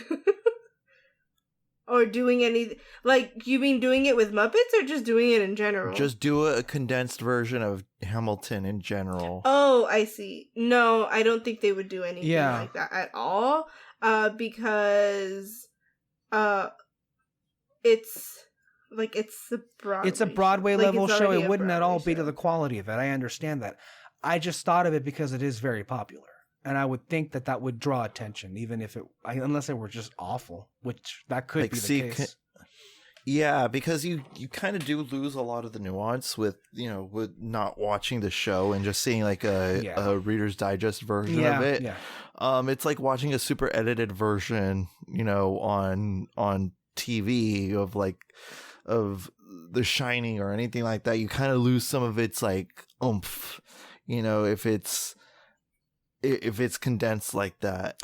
All right, got you. Also, like the actors and everything like that. I mean, it's just it's not gonna match. I don't even think it tone. works legally speaking, so that's really like not going to happen at all. So and look, Frozen works there, so there's no reason to get rid of it. One last thing, and this is just like, again, like in my dreams of dreams here, that won't happen, but I think would totally work. Just build the fucking House of Mouse restaurant and make it like the ultimate like Disney character dining experience from the show House of Mouse, which was on Disney Channel. Who's that knocking at the House of Mouse? I could completely see that. I'm surprised that this doesn't exist already. I know. Yeah, it's hard to believe. Because, like, for example, like some restaurants, like it's completely out of left field to have like Alice in Wonderland show up, you know, with the Mad Tea, you know, with the Mad Hatter and all that stuff, and then have Stitch in the other corner just magically, you know, show up. But here it's a perfect match made in heaven, because you could have like a complete mishmash of different characters coming in and out of the whole thing. It's basically just like, as like guests. Goofy's Kitchen, but like better and bigger. Yeah, and then like you could have a screen, and they could be like playing Mickey Mouse shorts, or have live entertainment on there, or just have them perform. Yes. Yeah, and live performances, have the whole thing like emceed by freaking Mickey Mouse. If it's big enough, you can even do Mickey and the Magical Map, but with dinner and a show now, or something like that. Because at like select nights, you could do like Magical Map over there. What if they do like something like Mike's like laugh? Mike and Sully's Scare Floor? Not Scare Floor, the Laugh Floor. Laugh Factory. Do something like that, but just like have it be House of Mouse type of thing. That could work there too. Yeah, I mean, there's a lot of things that could work in there. I think I would honestly think it would be one of the most popular locations in all the resort if you do something like that. It is a Disney Parks fan's dream come true. It really is. And I think that would really bring the whole thing together with all the stuff that, and you know what? The more that I'm talking about it, the more happy I am with it, with them dedicating and keeping that Hollywood theme than just, you know, turning it into a supersized Marvel. Because from what I've been hearing, and this will transition to Avengers Campus, from what I've been hearing, it may not be as like underwhelming as we had once thought overall. Because they're going to be, and I looked into this even more so, Kyle, and just to confirm, that animatronic is supposed to be part of the stunt show, the outdoor stunt show of Spider-Man. It may also be part of the attraction itself, but from everything that I've read, it is also supposed to be part of an outdoor experience. Oh, so they're putting some mileage on this technology. Right. And they're also doing something with Doctor Strange. So like there's a lot of stuff that could work with the small space that it'll be, but more to the point, someone they dropped the how much space is behind the Guardians Tower. So of course they're removing some cast member buildings, but they were pretty small enough that they're actually building a cast member building behind Luigi's Rollickin' Roadsters right now to compensate for the lost space. So they've been able to find how to like move around cast member buildings into smaller areas, while also expanding out. Because what I do know is, based on the concept art and what's been confirmed, the large Avengers e-ticket attraction is going to be enclosed in this massive show building. But it may also not be all that we're getting for Avengers Campus Phase 2. There may just be enough room there for additional stuff behind the Guardians Tower. So what's been rumored about that, or you don't know? There's been no specificities. The one thing that is confirmed for Avengers Campus Phase 2 is the Avengers e-ticket attraction. Okay. That's so you're going to have the Avengers e-ticket, you're going to have Doctor Strange and Spider-Man. Doctor Strange, Mission Breakout counts. It's already there, but that would count part of the land. And I'm counting the new. I'm mentioning the new stuff. Right, you are correct. And they're calling it Web Slingers, I think, the Spider-Man attraction, and also to just it's supposed to be the most advanced version, because it is similar to it's more similar to Buzz Lightyear than Midway Mania, but you don't have to wear anything. So it's supposed to be, or use like a little like toy thing as they do in Buzz Lightyear Astro Blasters. So this would be a very advanced version of what we're already seeing with that. So what are you going to be blasting at, Michael Keaton? well, you're supposed to have web slingers. You're going to have like virtual web slingers on. You're going to be like aiming and shooting at, I guess, spider bots that are taking over the Avengers Campus area. Are they going to be bracelets? I think there will be those to sell. I don't think you're going to be wearing them. I think you're going to have the appearance, the virtual, I think, reality of wearing them without actually having to put anything on for the ride itself, from what I know. Weird. Okay. Yeah. So whenever all that opens. So, I mean, there could be a third new attraction with Phase 2, but as we know of, that is not in the cards yet. So okay. That's the DCA stuff. Thoughts?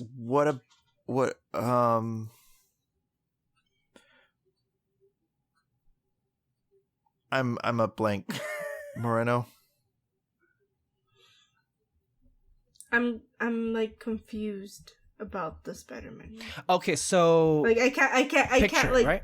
All right, so like it's hard. In the story of the ride, you are going to be aiming your wrist at the screens or whatever, as if you had a web shooter on you, how Spider-Man does in the movies.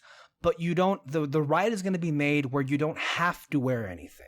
They're going to be employing advanced, I think, VR technology where you will have the appearance. You will see a web slinger on your wrist. It just won't physically be there, I think, is what I'm trying to say.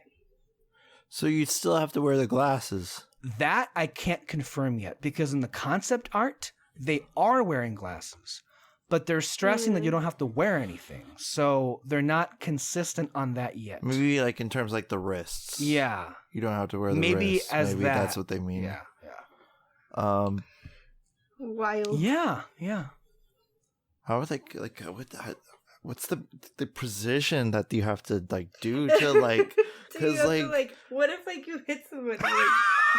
Because people have fucking wild hand gestures. How can it like swing at something like that? I don't know. Like, nevertheless, hitting people, that's a completely different story all in itself. But like aiming at the screen and like the sensors knowing what the infrared, I don't know. This is why we're not we're ideas people. We're not we're not Imagineers. I don't know if we mentioned it before, but the Avengers e-ticket, they did back at D23 last year, they did release concept art of what the exterior of the building would look like, and it is huge.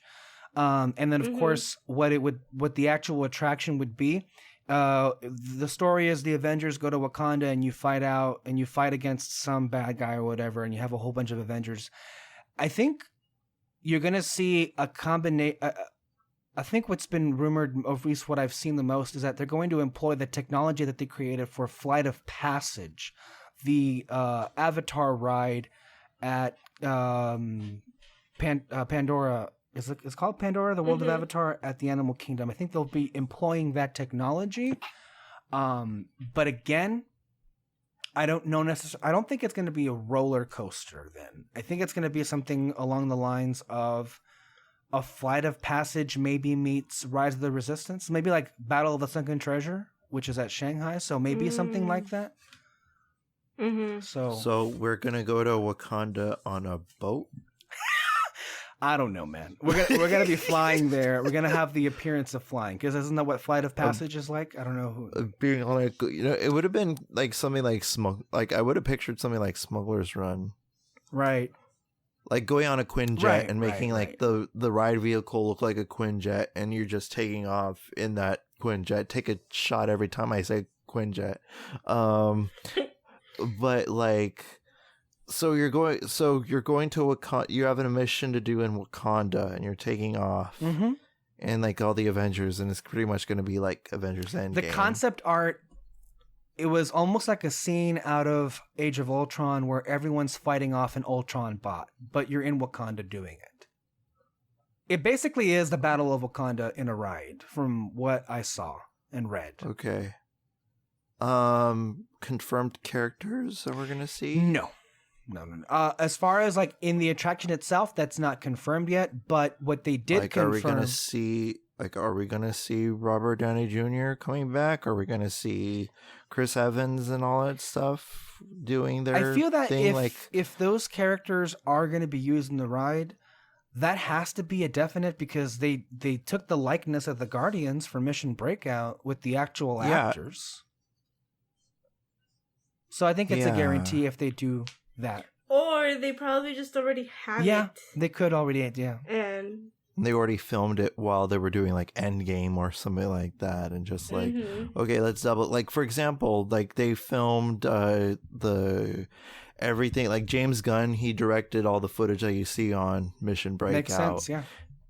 And he also he did it while they were on set of Guardians Volume 2. So yeah, it could have already happened, and even if it didn't, I mean, they're not going to say no. It's money, and you're like in the parks, and I'm pretty sure they're already contractually obligated to. Right, that's what happens when you work for the mouse. like for example, Adam Driver, when he absolutely detested the idea of him becoming an attraction. So when you see him in the Rise of the Resistance, you just hear his voice and you don't see his face. The mask is on the whole time, and I figured that was the reason. I figured that's what it was. Yeah, I would have been really surprised. Yeah, because in that situation, saw him. John Boyega, Daisy Ridley, Oscar Isaac, Domhnall Gleeson, they're all their likeness is in the ride itself. So, yeah. Oh my god, I would have.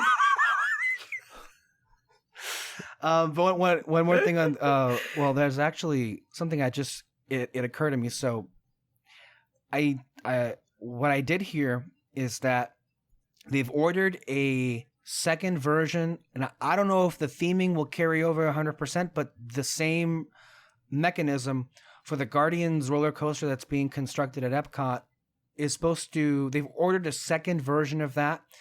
I can't speak to where they'll place it in which park, but if it would come to Avengers Campus, would be the likely location of it. And there may just be enough space for that next to the Avengers e-ticket. But it would be very unlikely that it would be themed to Guardians, since they already have a themed attraction in that land. If that happens.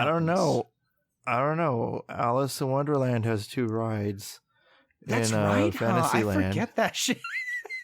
I do forget. She has to be the only one, right, that has like 2 rides? Yeah, she has an indoor dark ride and freaking teacups. You have 1 outdoor and 1 indoor. You could, I mean, Disney has done it before if they do Guardians. So yeah, I think that could be another part of Phase 2, if that's concerned. And one final thing with Avengers Campus is that a main, if not like the main attraction overall at the land, especially when it opens, is so many characters, so many meet and greets. And they've gotten around the whole like cinematic universe discussion by like saying, oh, we're just not in the MCU. We'll mirror the MCU, but we're not gonna deal with that conversation of like, are we canon or not? So fuck off, basically, is what they said. We're giving you Loki and Thor. Be happy with it. So it's not canon? No. It is. It is in the sense that everything from it is coming from the MCU, but they're not gonna like say that it's exactly the MCU, because in the MCU right now they died. You know. You know what's a bummer? What? And I hope that they got it and thought it through in advance. I hope that every attraction has a Stan Lee cameo. He's dead. I know, but like, I don't know. I hope that they had the foresight to film said cameos in advance for the attractions, but I don't know. Sounds good. Yeah. I'm excited to see what they're gonna do, like the intricacies, because I've already heard enough. I wanted to know about Spider-Man. Yeah. I want to know what the intricacies is gonna be with the Avengers ticket attraction. Again, we're talking about years from now, maybe like 3 or 4 years, especially with the delay. So we have to be realistic about when we're going to get this. But I'm very much intrigued by how it actually is going to be. What I can see, because I actually was sad because I thought they weren't going to do this when they first like announced Avengers Campus, but they are going to do it in phases, as they said, and they did confirm this attraction. But my hope is that this is going to be a big deal, this ride, because I know some people have been disappointed with the design of Avengers Campus. And so I think they can make up for that in the attractions themselves. You already have a big winter and mission breakout. The web slingers should be very popular. And then you add this with it. So it may just make up for it being just a bunch of buildings. And it's going to be, because the thing is I like when, you know, when there's some sort of tie-in with the movie, like for example, Anthony Daniels lending his voice for C3PO on Star Tours and just like all that stuff. Jim Cummings providing his voice for Hondo Ohnaka. I mean, there's like just different things that I like the synonymous energy that goes on, and that's not gonna stop. Like this energy. And I wondered, like for example, like Spider-Man, is it going to be Tom Holland or is it just going to be a random guy? It is. It's going to be Tom Holland. There are images out there with an Imagineer, with Tom Holland with his coffee standing next to an Imagineer looking at concept art for the attraction. No, he is confirmed for that. If you have any questions about that, so make no mistake. Anything in Avengers Campus is going to be basically the MCU. But what I am saying about it not being canon is the same way that they may be going back on Galaxy's Edge, because with Galaxy's Edge, they committed to it being post-Last Jedi. And because of that, they kind of neutered themselves with not being able to do meet and greets of characters that are already dead, like Darth Vader or whatever have you, right? Or Ahsoka Tano maybe, or whatever. Yeah. So they're going back on that because it was confirmed that the Mandalorian, the character, would be doing a meet and greet. They were even thinking of doing maybe a Mandalorian overlay, a temporary overlay to the Smugglers Run attraction at Galaxy's Edge. I don't know what that would look like. Again, there were just rumors at that point. But the point is, Moreno's face. The point, I know, like, how dare you take out Hondo for Mando? Fuck off. By the way, Hondo Ohnaka makes that ride from what I saw. Dude, it does. Oh, you've been on it, haven't you? What are you gonna do? Like, oh my god. I can't. Okay, the point is... And you say we don't listen. It's just gonna be fucking Baby Yoda I know. pointing. The point is this. Be prepared for more classic Star Wars characters coming to Galaxy's Edge to liven up things more than just... Because all they have is maybe sometimes Rey and Kylo walk around, but mostly it's Chewbacca and R2. But they're going to start off with... But now they're going to phase in more characters walking around, like C-3PO, which why wasn't he already walking around? I think that'd be a great meet and greet, but that's what I'm saying is... That would have been It really is cool. canon, and it's also not, because the canon limits the experiences that the theme parks can create, is the point. Mm-hmm. For example, that blue and green milk overall has not been universally loved. But they also like can canonize the ingredients, and now they're kind of like, well, we should change it, that way people like it better, but it's canon now, so we're kind of in this awkward space of, do we change the recipe to make it better, but then also kind of like throw this canon book under the bus, you see? So that's how you're tied to that shit in a bad way if you commit to it 100%. Well, it's like the Wizarding World of Harry Potter. Like the ride itself doesn't make any sense, because you're like, what movie is this? Is this Order of the Phoenix? Is this Half-Blood Prince? Which movie is this? Who cares? Just enjoy it. It just represents, oh, Harry, he's on another adventure. There it is. So you would, you could understand. It's just like being thrown into the adventure of of your characters, I guess. That is the rationale. But yeah, I would understand, because like Star Wars, it's a different thing. Like Marvel, like the comics already have their own different pocket universes, but Star Wars, unfortunately, George Lucas shot himself in the foot by not having like different timelines in Star Wars. Do you feel then, does this news bother you then?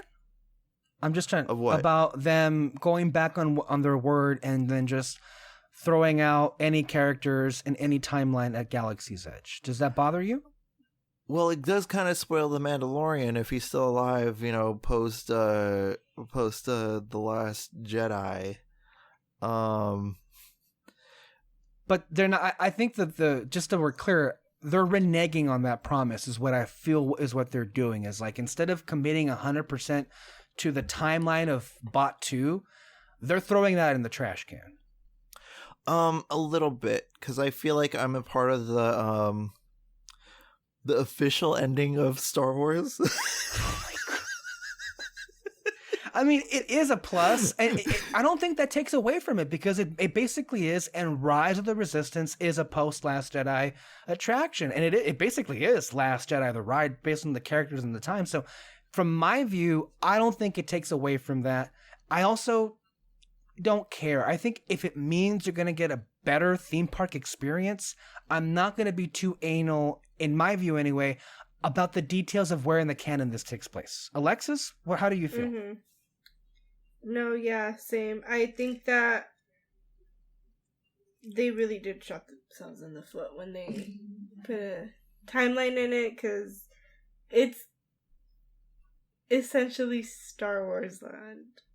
You have to have the characters walking around. It's not happening right now, and it's weird. Mm-hmm. I think at least like C-3PO, I think that's a extremely added bonus. I mean, Kyle, because, wouldn't you want to that... have a photo with Princess Leia? Yeah, I do. Yeah. You see? And we can just do that. By just ignoring the rules. I would like to have a picture with Darth Vader. I mean, that would be freaking cool. But yeah, I think you could already do that already. Well, it should be going away based on the other rumors I've yet to say. So, but you said C-3PO, and that intrigued me, because I've yet to see like a walking C-3PO. It annoys me how that isn't already a thing. That would be really great. Anthony Daniels would eat that shit up. He always is down to do more dialogue with 3PO. But I don't think it would be really impossible to have them at both coasts at once, at Florida. Okay, come on here.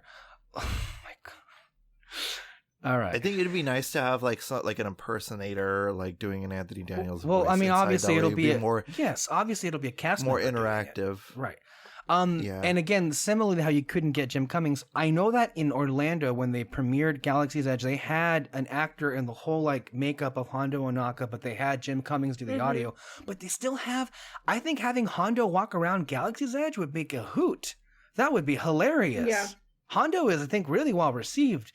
I mean, it's big for like a Clone Wars character to be given a ride like that in that kind of presence. So you know what? Like more Hondo. I'm more down for that. You can have Ahsoka walk around Galaxy's Edge now. How old is that mofo?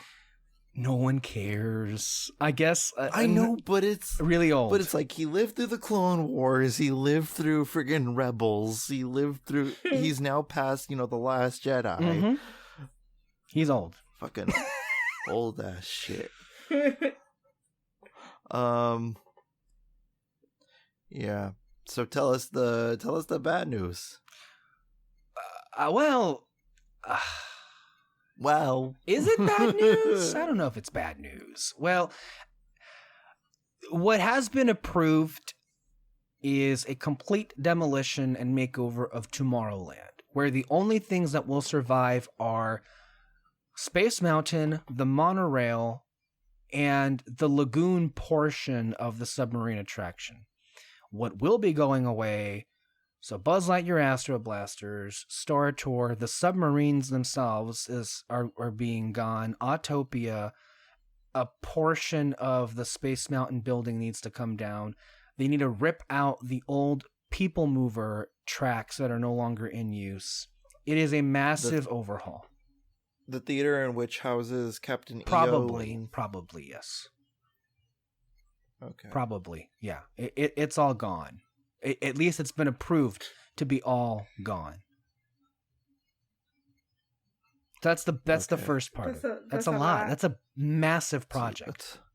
That's a fillet right there. You're freaking gutting that fish. And again, I guess maybe as far as like what will go into it, as far as Tomorrowland itself, you can bet, and everyone is saying the same thing because it first appeared in Shanghai and now it's being built in Magic Kingdom. You can bet that Tron will be, I think they even said in the rumor, Tron will be the headlining attraction coming to the new Tomorrowland, and it's supposed to be so big of a space that it's going to be like what draws you into the new Tomorrowland. So, I was wondering, so they're bringing, so obviously Shanghai has their Tron ride, and we're getting our own Tron ride as well. I was wondering, I'm like, wow, they're still banking on Tron? Why is that? But then it was announced that Jared Leto and all that stuff are teaming up for another Tron project. And that story Peter and I will go into on Red Spotlight in depth. I think what's interesting is I don't think it's because of the property that they're doing Tron. I think it's because the ride itself is very popular. Mm-hmm. Yeah. And I think because the ride is so popular, they're ordering more of those. And I think the enthusiasm for the ride may be motivating the talks for the movies or shows going forward. Because they're seeing something with it. I mean, for it to come to both coasts in the United States, that's a big thing for that to happen. Yeah. And they even did like that prop show. They had a whole Tron prop culture on Disney Plus. Yeah. Tron episode and friggin' the nighttime show at California Adventure in Hollywoodland. I mean, that was a big one too. Yeah, that went on after a while. It was there for a good bit. Yeah. Mm-hmm. And I heard the music, the DJ was freaking phenomenal. And that can be brought back. I mean, look, that can be brought back with Tron. The ribbon cutting ceremony, have like a nighttime, like revitalize that, and then have it open with Daft Punk. Yeah, I would love that. Yeah, they'll be there for sure. No, I mean, I think Tron in general is, from what I've seen, is a great attraction, and it fits the theming better than anything else in Tomorrowland because it is a futuristic, like grid-like environment. So I'm all down for Tron. By all means. Do it. Do it yesterday. That's how badly I think it needs it. And I'm not sure if I went on record on the podcast I'm saying it, but like when Walt made Tomorrowland, his whole idea is like it is the present day's version of what tomorrow is, and what the ideas of what the present's version of tomorrow will be. And right now it is the 80s future. It needs a facelift, and it needs to be like of all the lands to constantly be shifting, it should be Tomorrowland. I think it's good. Unfortunately, and this is not to throw shade at Michael Eisner, I love the man, but I think what he tried to do with Tomorrowland in the late 90s may go down as one of his biggest failures. Because they tried because that was I don't know if you were aware of this, but this was the makeover that painted Space Mountain into a bronze aesthetic. And it's still that way in France. Yeah. But I hear that one. I hear that the Space Mountain in France is like the best one. But I feel like it makes sense over there because don't they have like that Discovery Land? It's like a steampunk Discovery Land, right? Future. Yeah, yeah. Yeah, and like the idea behind it and all the development behind the Tomorrowland in France is that it's supposed to be like H.G. Wells and like the day after the 80 days around the world in 80 days and just like different like steampunk version of tomorrow, which is I think consistent with the rest of the land, and you're absolutely right. It does make sense that it would be like bronze, steampunky gears and everything like that. But here there's like no fucking theme. Like theme, what is that? It's a really weird mishmash, and it's overdue for a makeover. Before we get into what ideas we can like think of replacing what's there, this may be unique in which I think all three of us have an attraction in this that's going to be taken away that we're all a little having mixed feelings over. And they're all different attractions. So Alexis is most upset at Buzz Lightyear being gone. I'm thinking that Kyle would be really sad to see Star Tours go. Oh, God. And like I'm the only guy that likes submarines, I guess, and Nemo, and that would be gone too. So all of us have. Fuck those fish. Oh my God. No, I'm kidding. But seriously, like Star Tours, like that just the call sign alone makes me feel like I'm at Disneyland. The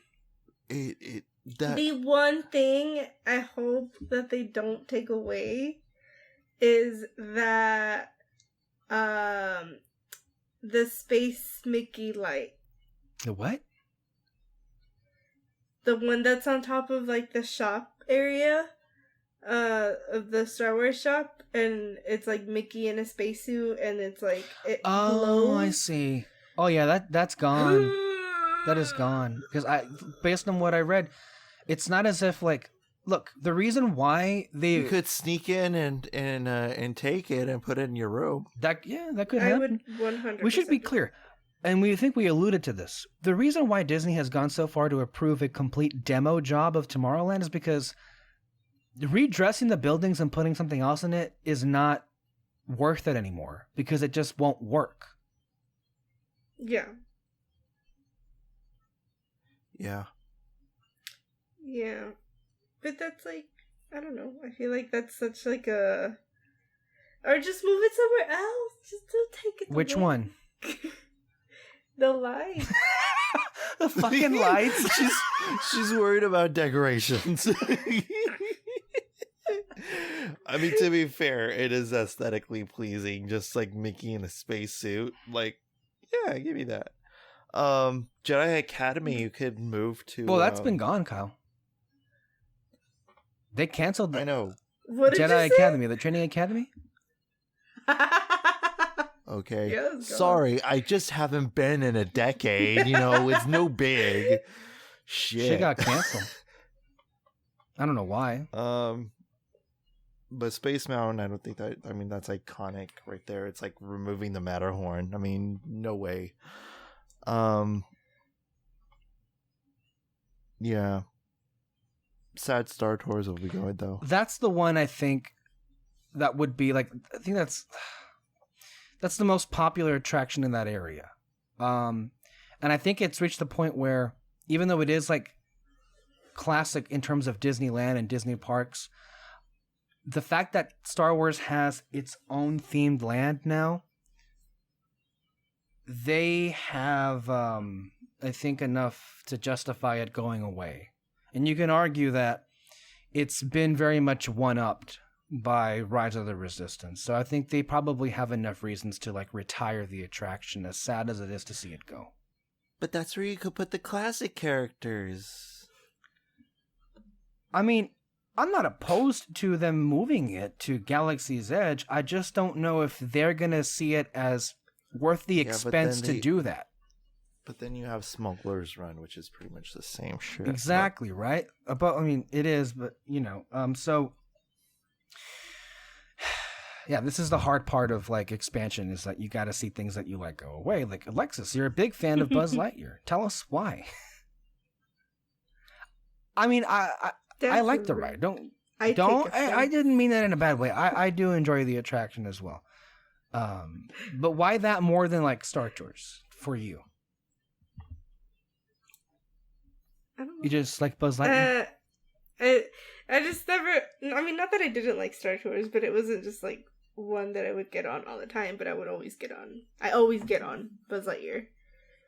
Like, that's usually maybe the first ride that I always get on. Or sometimes even the only ride I get on. Yeah. from my perspective, I rode it 7 times that day. So wow. it'll be like that. I'm the biggest, I guess, fan of the submarines here, but I'm okay with it going away. So that should tell you something. Only because the part of the ride that I like is before you go into like the showroom and it shows you all of the projections or whatever. That part I have to admit I do tune out. But the part before it, when you're underwater, like for real in that beautiful lagoon, is like what I really enjoy the most. But even then, it's a lot of space that you can use for something else. And so I'm fine with it going away. I really wonder though why they're going to keep the lagoon. I guess because it is beautiful to look at. So maybe that's what I wonder what they're going to do with the lagoon, you know? Yeah.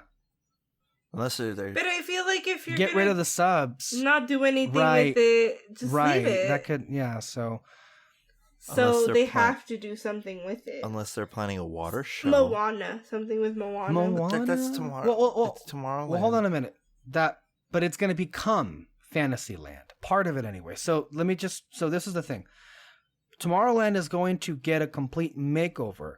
But as far as like the current space that encompasses Tomorrowland, it will be getting smaller from the perspective that Autopia and Nemo are going to be repurposed for a small expansion of Fantasyland.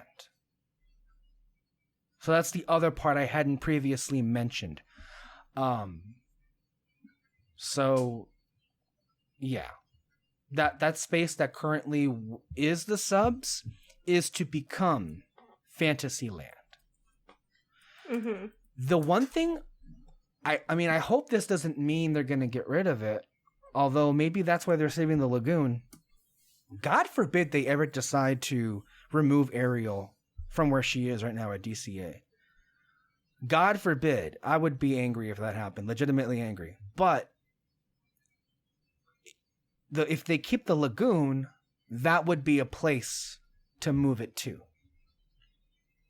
as a consolation. But even the fact of like getting rid of Ariel is just maddening to me. Besides, the ride is popular and it absorbs crowds like quick, so I can't see that going away. I really can't. Okay, I see where they're coming from. I was like, because I'm looking at the map and I was just like, what's the geography of this whole thing? I was like, okay. The geography, the topography.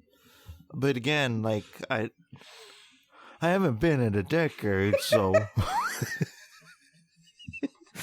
Okay, I could see, like, because it's like, the submarine ride is theoretically behind Small World. It's right next to Matterhorn and Small World. That area right there. So just so people can imagine this. It's like right. in so between them. I'm going to describe it in a way people who are listening can understand and visualize this. The space that is Autopia, Nemo, and then also in between Autopia, Matterhorn, and Small World is an empty patch with the old People Mover track and some current monorail tracks. So what's going to happen is they're going to use that area to put something else in it. So they're going to have to remove Autopia, the submarines, the People Mover, and the monorail track in that area. So the monorail track right now will be affected. It's not going to go away. Obviously, it's the monorail.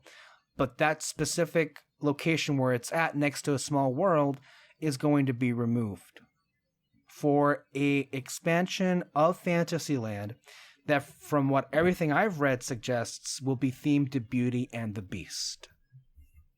Which, in my view, I think that's kind of a step up, a trade up, really, if that's the case. I am 100% for this. It is weird to me that there has not been a Beauty and the Beast ride. Hopefully we're getting the one that's in Tokyo. No, that I can confirm. So, to be clear, The Tokyo Dark Ride, the trackless Dark Ride, which is we've seen images from, looks astounding, like next level, next world crazy. What the story that goes based on this rumor is that they blew the budget out the window for that version of that ride, so much so that the only way to recoup on that investment is to order another one. And specifically, all of the sources say this definitively. That same ride from Tokyo is coming to Disneyland, Fantasyland. And where is the space to put that? Right there, in what I just mentioned.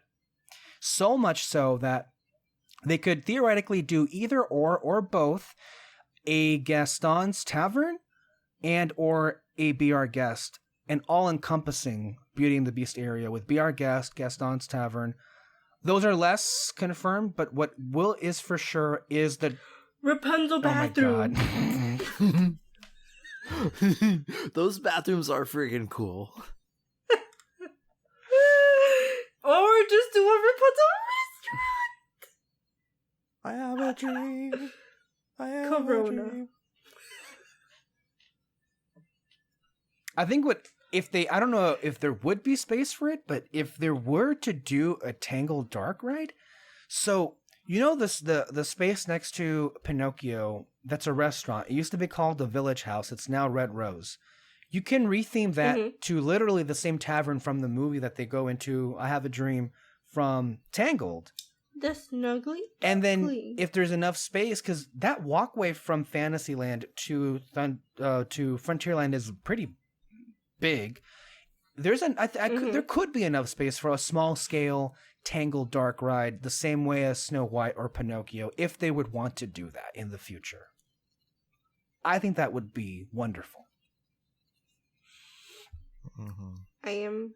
And the bathrooms too. You can add the bathrooms in there too, just for good measure. There already are bathrooms just at the tower. Right. No, but they already have Rapunzel's tower. They do, right? At the Fantasy Fair? Yeah. Mm-hmm.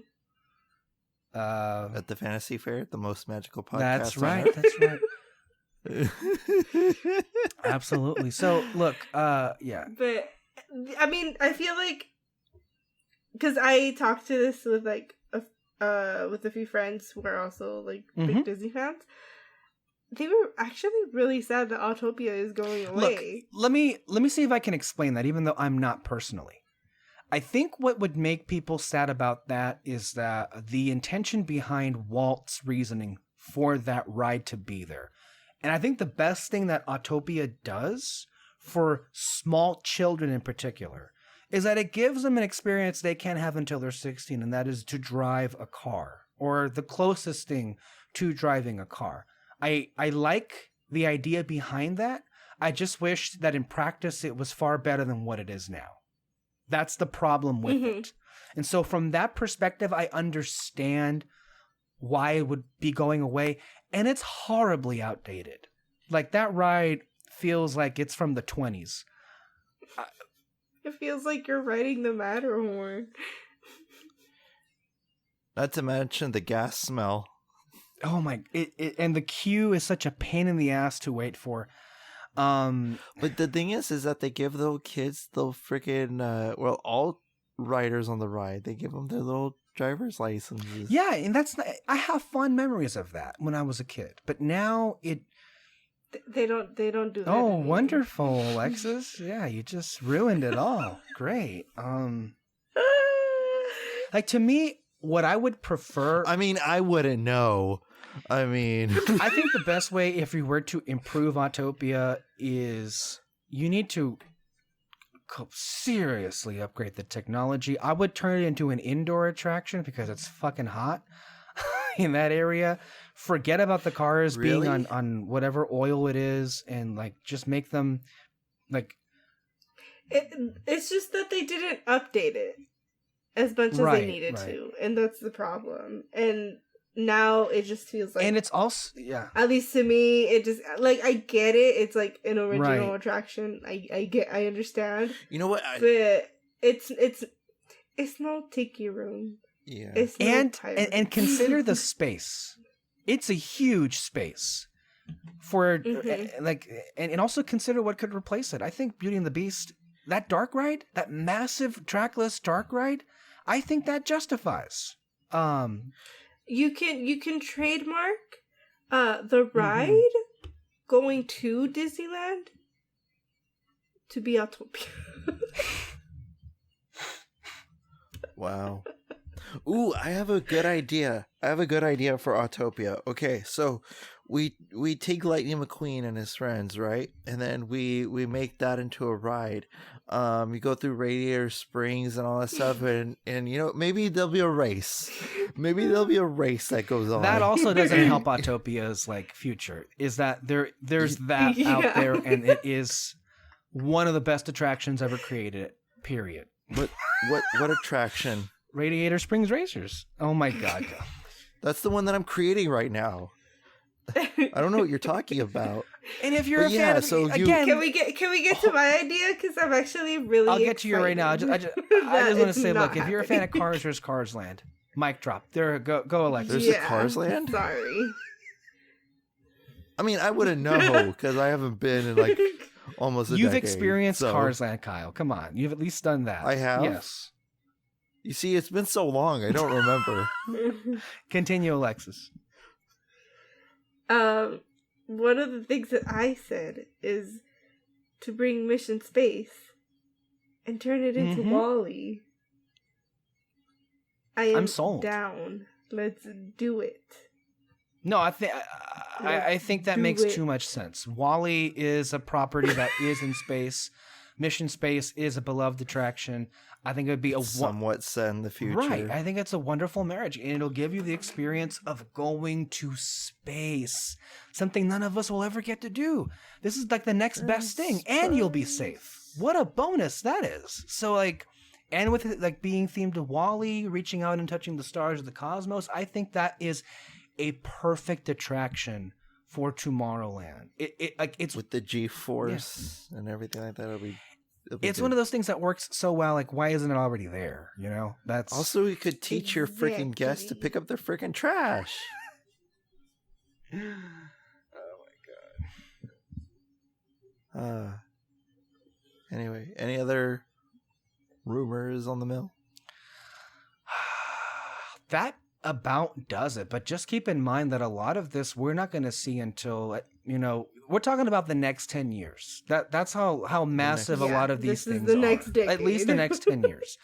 The next decade. Right. Then it'll be 20 years since I've been to Disney, you know? I mean, and like that doesn't even another encompass 10 the things that are already going on right now. Keep in mind there are phases of constructions going on with Toontown and of course Avengers COVID. Campus. And the very first thing that has already been announced is of course the retheming of Splash Mountain, which we should repeat. Wow. That I want to do like yesterday. Snaps and claps all over. Splash Mountain? What ride is that? Okay. Yeah.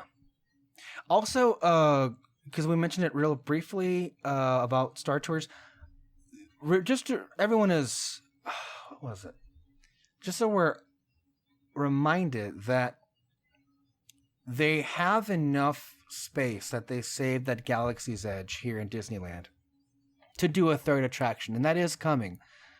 But I wouldn't expect it anytime soon.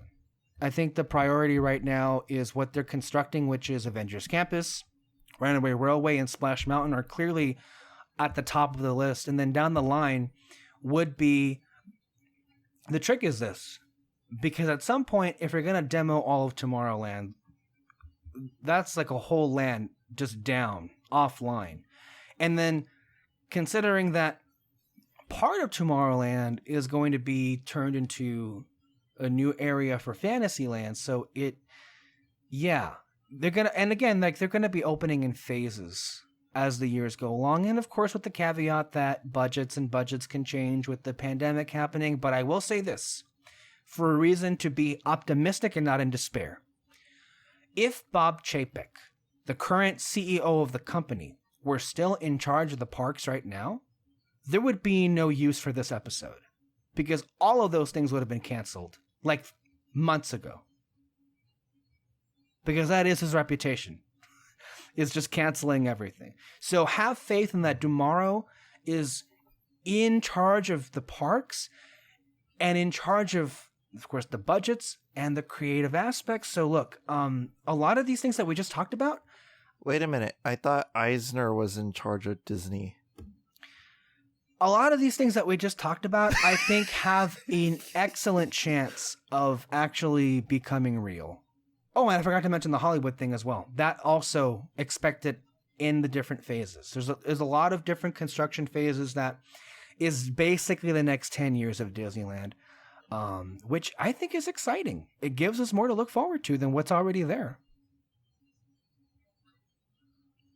I am very excited. Ditto. I have no other thoughts. Moreno, you have any thoughts? Nope. Alexis? Stay safe, wear a mask. Yep, wear the damn mask. Anyway, without further ado, did you like what you heard here? And if you did, you could check us out everywhere you listen to podcasts. We are, just to remind everybody, we are on our new home, castbox.fm. So subscribe if you haven't subscribed and do all that good shit. Yeah, without further ado, I'm Kyle Lira. With me is Alexis Soto and Alexis Moreno and